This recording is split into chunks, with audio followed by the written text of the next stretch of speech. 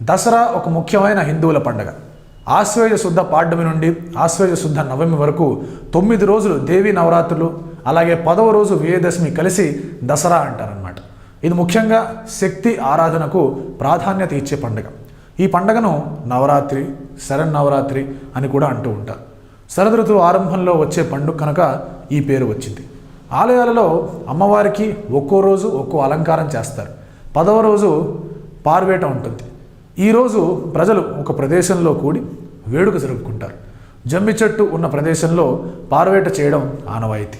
చరిత్ర ప్రకారం విజయదశమి రోజున రాముడు రావణాసుడిపై గెలిచిన సందర్భమే కాక పాండవులు వనవాసం వెళ్తూ జమ్మి చెట్టుపై నుంచి తమ ఆయుధాలని తిరిగి తీసిన రోజన్నమాట.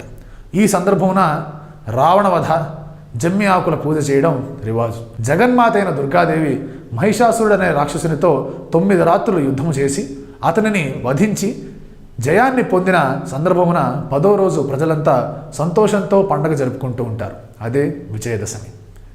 బ్రహ్మదేవుని వరాల వలన వరగర్వితుడైన మహిషాసురుడు దేవతలతో ఘోరమైన యుద్ధము చేసి వారిని ఓడించి ఇంద్ర పదవి చేపడతాడు.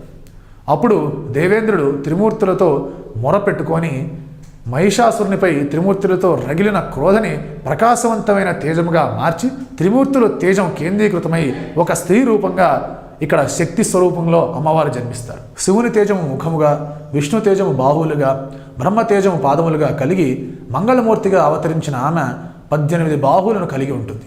ఆమెకు శివుడు శూలమును, విష్ణువు చక్రమును, ఇంద్రుడు వజ్రాయుధమును, వరుణదేవుడు పాశమును, బ్రహ్మదేవుడు అక్షమాల కమండలమును, అలాగే హిమవంతుడు సింహమును వాహనంగా ఇచ్చారన్నమాట. ఇలా సర్వదేవతల ఆయుధములను సమకూర్చుకొని మహిషాసురుని సైన్యంతో తలబడి భీకరమైన పోరును సలిపింది. మహిషాసురుని తరఫున పోరు సలుపుతున్న ఉదద్రుడు, మహాహనుడు, అలాగే అశిలోముడు, అలాగే భాష్కలుడు, బిడాలుడు మొదలైన వారిని సంహరించిన తర్వాత మహిషాసురునితో తలబడినది. ఈ యుద్ధములో ఆ దేవి వాహనమైన సింహము శత్రువులను చీల్చి చెండాడింది.